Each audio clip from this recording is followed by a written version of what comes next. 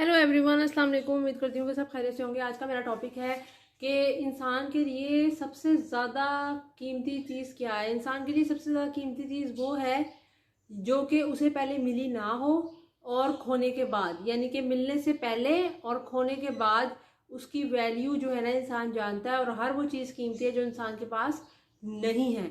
आप देखते होंगे कि इंसान अपनी ज़िंदगी में उसी चीज़ की स्ट्रगल करता है जो उसके पास नहीं होती।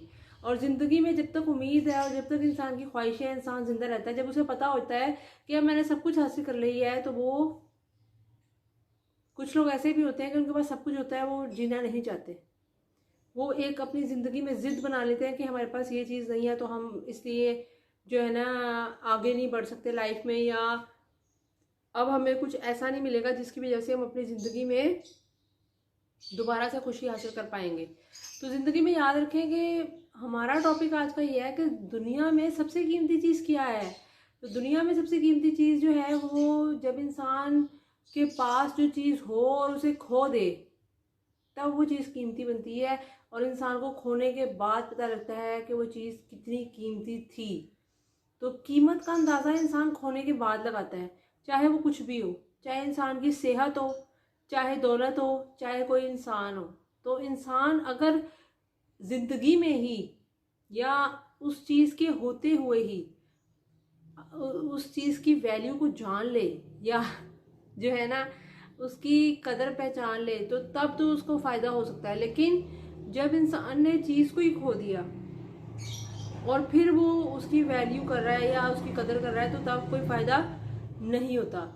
मोस्टली यहाँ पे देखा जाता है कि इंसान अपनी सेहत को दांव पे लगा देता है और किसी खाने के पीछे या जो है दौलत के पीछे।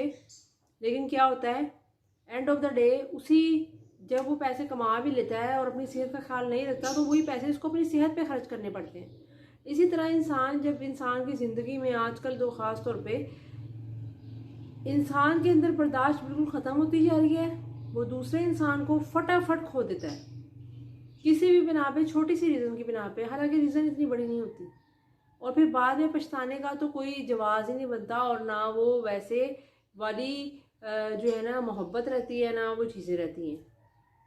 तो इससे पहले कि इंसान पछताए, अपनी ज़िंदगी को ऐसा बनाए कि ज़िंदगी में जो चीज़ें मौजूद हैं उनकी कदर कर ले। अगर पैसे नहीं भी हैं, सेहत है, तो सेहत पे तवज्जो दें। और अगर कोई इंसान है और आपसे मोहब्बत करता है, उसकी छोटी मोटी बातों को इग्नोर करें और उससे मोहब्बत करें।